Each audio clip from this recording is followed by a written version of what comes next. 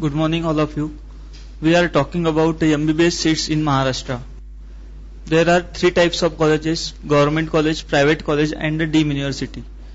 हमारे महाराष्ट्र की सोचा जाए तो डीम्ड यूनिवर्सिटीज में अप्रोक्सीमेटली 1000 सीट्स और जो गवर्नमेंट और प्राइवेट कॉलेजेस उसमें गवर्नमेंट कॉलेजेस में 2910 एंड फॉर प्राइवेट कॉलेजेस 1. सबसे पहले अगर सोचा तो डीम्ड यूनिवर्सिटी का, डीम्ड यूनिवर्सिटी हमारे महाराष्ट्र में 1000 से लेकर 1200 तक सीट्स आ रही है. सभी सीट्स की काउंसलिंग नीट के एग्जाम के थ्रू की जाएगी. मतलब इसकी जो मेरिट लिस्ट है वह नीट के मार्क्स के बेसिस पे होगी.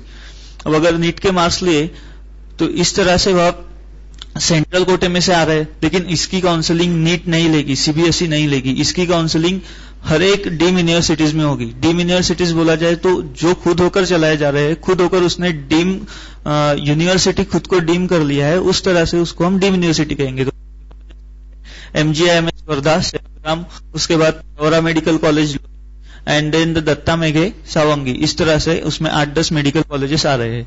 तो इसकी जो सीट्स है उसमें 50-50% डिस्ट्रीब्यूशन होगा. फॉर एग्जाम्पल अगर सेवाग्राम में 100 सीट्स है तो उसकी 50 सीट्स महाराष्ट्र के कैंडिडेट्स की होंगी और 50 सीट्स है वह अदर देन महाराष्ट्र के कैंडिडेट्स की होगी. मतलब यहाँ पे जो 1000 और 1200 के आसपास सीट्स आ रही है उसमें से approximately 500 to 600 seats these are only for the Maharashtra candidates. मतलब अगर महाराष्ट्र के कैंडिडेट्स को डीम्ड यूनिवर्सिटी में एडमिशन लेना है तो महाराष्ट्र में रैंक 500 से 600 के बीच में चाहिए. और इस तरह की जो कॉलेजेस है उसकी एडमिशंस मेरिट लिस्ट के बेसिस पे होगी, जो मेरिट लिस्ट सीबीएसई डिक्लेयर करेगा. लेकिन इसकी जो प्रोसेस है, एडमिशन प्रोसेस, इसके लिए हमें उनके पर्टिकुलर कॉलेज के वेबसाइट पर जाकर अप्लाई करना है, रजिस्ट्रेशन करना है. देन आफ्टर दैट वह उसकी पूरी प्रोसेस करेंगे. फॉर एग्जांपल अगर सेवाग्राम मेडिकल कॉलेज का लिया तो उसकी प्रोसेस उनको अप्लाई करना है. उसके बाद 29 अगस्त को उसकी फर्स्ट सिलेक्शन लिस्ट डिक्लेयर होगी. उसके बाद 3 तारीख तक समय दिया जाएगा, तब हमें एडमिशन लेना है. और अगर उसके बाद एडमिशन नहीं ली तो हमारा क्लेम खत्म. फिर सेकंड राउंड उसका डिक्लेयर होगा. इस तरह से उसकी काउंसलिंग की जाएगी. ये हो गया डीम्ड यूनिवर्सिटी का. डीम्ड यूनिवर्सिटी की काउंसलिंग उस हर एक कॉलेज पे डिपेंड करेगी. लेकिन अगर other than deemed university government plus private colleges का सोचा जाए तो टोटल सीट्स आ रही है 4680 सीट्स. उसमें से गवर्नमेंट कॉलेज की सीट्स है 2910 एंड देन प्राइवेट कॉलेज की सीट्स है 1770 सीट्स. अब जो गवर्नमेंट कॉलेजेस है उसकी एडमिशंस स्टेट सीईटी के थ्रू ली जा रही है, लेकिन उसमें 85 एंड 15% कोटा आएगा. मतलब कोई भी कॉलेज की अगर 100 सीट्स है तो उसकी 85 सीट्स महाराष्ट्र की काउंसलिंग से होगी, स्टेट काउंसलिंग से होगी. लेकिन जो 15 सीट्स बच रही है वह सेंट्रल काउंसलिंग से, मतलब सीबीएसई के थ्रू कंडक्ट की जाएगी. तो यह जो सीट्स आ रही है गवर्नमेंट की 2910, इसका distribution 2474 seats is for state counselling means 85% and then 15% is for central counselling. वह सीट्स आ रही है 436.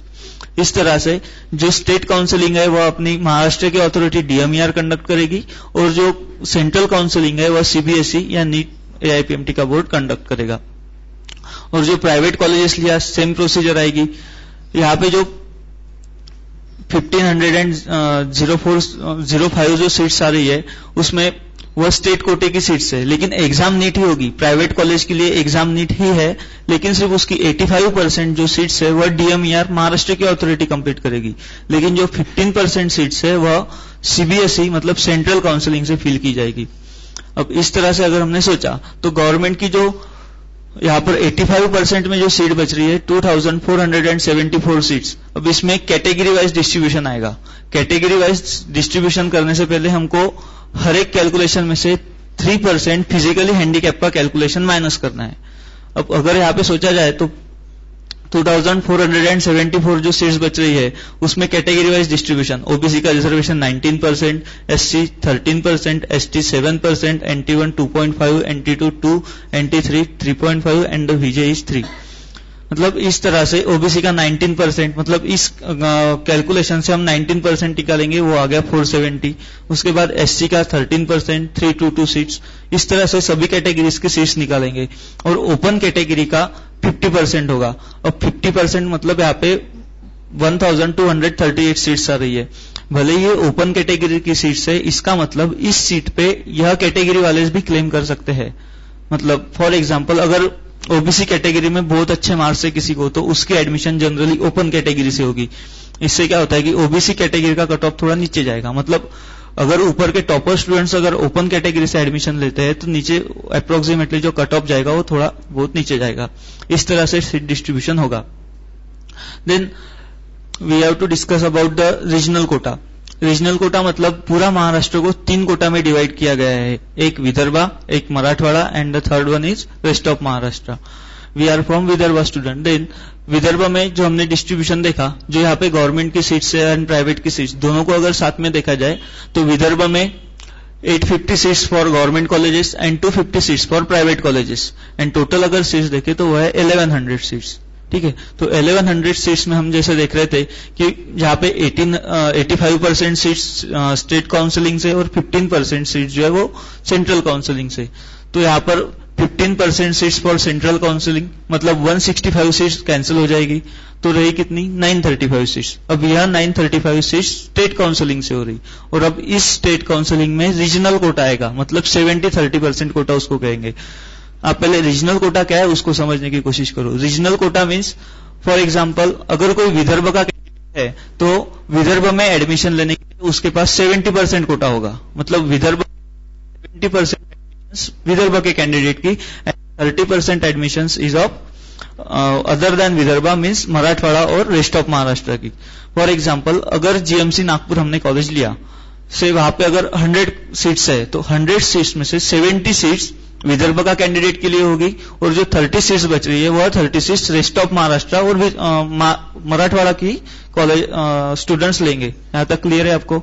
देखो 100 सीट्स अगर है तो 70 सीट्स विदर्भ का कैंडिडेट लेगा अगर विदर्भ का कॉलेज है तो, और 30% सीट्स मतलब 30 सीट्स मराठवाड़ा और रेस्ट ऑफ महाराष्ट्र वाले लेंगे। ठीक है, तो उसमें देखो टोटल हम विदर्भ में देख रहे थे कि 1100 सीट्स है, उसमें से 850 seats for government colleges and 250 seats for private college. Then 165 seats मतलब 15% सेंट्रल कोटे से वो चले गए सेंट्रल काउंसिलिंग के लिए, तो 935 सीट्स जो बची उसमें फिर रीजनल कोटा लगेगा, मतलब 70% एंड 30%। मतलब विदर्भ के कैंडिडेट के लिए जो 935 सीट्स थी उसमें से विदर्भ के कैंडिडेट का क्लेम 655 सीट्स पे रहेगा, मतलब 70% पे, और जो 280 सीट्स बच रहे हैं उस पे Marathwada and rest of Maharashtra वाले क्लेम करेंगे, means other than Vidarbha candidate. उसी तरह से अगर मराठवाड़ा का कैलकुलेशन देखा जाए तो मराठवाड़ा में 700 सीट्स है। अब 700 सीट्स में 500 seats is of government college and 200 is of private college. तो इसमें से 105 मतलब 15% सेंट्रल काउंसिलिंग के लिए गए, तो जो सीट्स बचे 595 इस सीट्स में रीजनल कोटा लगेगा। उसमें जो 70% सीट्स है मतलब 416 सीट्स ये वहां के मराठवाड़ा के स्टूडेंट्स के लिए रिजर्व होगी, लेकिन जो 30% है 179 वह rest of Maharashtra and Vidarbha के कैंडिडेट के लिए रहेगी। देन रेस्ट ऑफ महाराष्ट्र का अगर कैलकुलेशन देखा जाए तो रेस्ट ऑफ महाराष्ट्र में 2880 सीट्स है। तो इसमें देखो अगर इसमें सोचा जाए तो 1560 seats is of government college and 1320 seats is of private college. तो इसमें जैसे हमने देखा कि 15% सीट्स जो है वो सेंट्रल काउंसिलिंग के लिए गई, तो यहाँ पे 432 सीट्स यह सेंट्रल काउंसिलिंग के लिए 15% में गई, तो 85% कोटा बचा है वो है 248। इतने सीट्स में फिर से रीजनल कोटा लगेगा कि 70% में कितनी सीट्स आएंगी और 30% में कितने आएगी। अब 70% में 1714 सीट्स आ रही है, तो 1714 सीट्स पे वहां के रेस्ट ऑफ महाराष्ट्र के कैंडिडेट का क्लेम होगा, और जो 30% बच रहा है वहां पे मराठवाड़ा एंड विदर्भ का क्लेम होगा। यहां तक समझ रहा है आपको? देखो उसके बाद ये कैलकुलेशंस हुआ, लेकिन हर एक कैलकुलेशंस में मैंने जैसे बताया कि 3% हमको फिजिकली हैंडीकैप का कोटा माइनस करना है, उसके बाद ये डिस्ट्रीब्यूशन रहेगा। इन लास्ट हम देखेंगे कि for example x is the student from Vidarbha and from OBC category, मतलब उसका एडमिशन कराने के लिए हमको जो कैलकुलेशंस चाहिए, उसकी जो रैंक चाहिए वो किसके बीच में। जैसे हम देख रहे हैं कि विदर्भ में अगर 70% सोचा तो विदर्भ में 70% है 655, तो 655 में ओबीसी कैटेगरी का कैलकुलेशन कितना है, रिजर्वेशन कितना है 19%।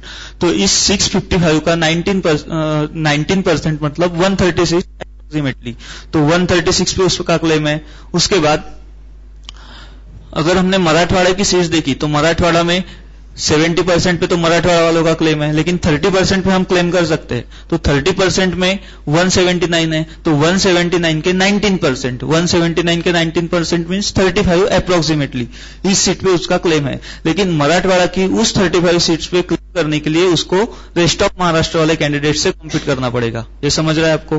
क्योंकि हमने देखा कि मराठवाड़ा में जो सीट्स आ रही है, यहाँ जो 30% है, 30% के सीट में मराठवाड़ा के विदर्भ का भी क्लेम है और वेस्ट ऑफ महाराष्ट्र का भी। इसलिए भले वहां पे 35 सीट्स पे उसको क्लेम लग रहा है, लेकिन उसके लिए उसको वेस्ट ऑफ महाराष्ट्र के कैंडिडेट के साथ कॉम्पीट करना पड़ेगा। उसी तरह से अगर लिया तो वेस्ट ऑफ महाराष्ट्र में भी उसका 30% क्लेम होगा। तो वेस्ट ऑफ महाराष्ट्र के 30% कितने आ रहे हैं? 734 के 19%, क्योंकि उसका रिजर्वेशन 19%, तो उसके 19% मतलब 140 सीट, तो इस सीट पे उसका क्लेम होगा। लेकिन रेस्ट ऑफ महाराष्ट्र की सीट पे 30% क्लेम करने के लिए उसको मराठवाड़ा के कैंडिडेट के साथ कॉम्पीट करना पड़ेगा। इस तरह से अगर हमने कैलकुलेशन देखा तो अप्रोक्सीमेटली उसका क्लेम सिर्फ ओबीसी के 310 सीट्स पे क्लेम आ रहा है। लेकिन सिर्फ इतना ही नहीं, तो जैसे हमने यहां देखा कि जो जनरल कैटेगरी है, ओपन कैटेगरी, उसमें से ओपन का जो रिजर्वेशन है उस पे अदर कैटेगरीज के कैंडिडेट भी क्लेम करते हैं। तो इन एन एवरेज उसके कैटेगरी के 200 से 300 लोग ओपन कैटेगरी के सीट्स पे क्लेम करेंगे। मतलब 310 प्लस इसमें 300 या 400 आप ऐड कर दो, मतलब जितने कैंडिडेट ओपन से जाएंगे उतने उसमें ऐड होंगे। तो अप्रोक्सीमेटली 310 सीट पे उसका क्लेम था, और फॉर एग्जांपल वहां पे 300 लोगों ने अगर ओपन कैटेगरी, उसका क्लेम कितना हो गया? 610। तो मतलब इस लेवल तक, इस रैंक तक उसकी रैंक आनी चाहिए, तो उसका एडमिशन श्योर कट माना जाएगा। इस तरह से ये जो पूरा कैलकुलेशंस था ये अभी विदर्भ के कैंडिडेट का। वैसे ही अगर हमने मराठवाड़ा के कैंडिडेट का लिया तो उसमें भी उसका क्लेम देखना पड़ेगा। मतलब मराठवाड़ा के उसका 70% 416 के 19% निकालना पड़ेगा, इस पे उसका क्लेम। उसके बाद विदर्भ के 30% 280 के 19% निकालना पड़ेगा, इस पे उसका क्लेम रहेगा। और वैसे ही रेस्ट ऑफ महाराष्ट्र के 30% मतलब 734 पे उसका 19% क्लेम रहेगा। लेकिन इसके लिए 30% के लिए अदर रीजन के साथ उसको कॉम्पीट करना है। ये हो गया admission procedure and admissions of MBBS in Maharashtra.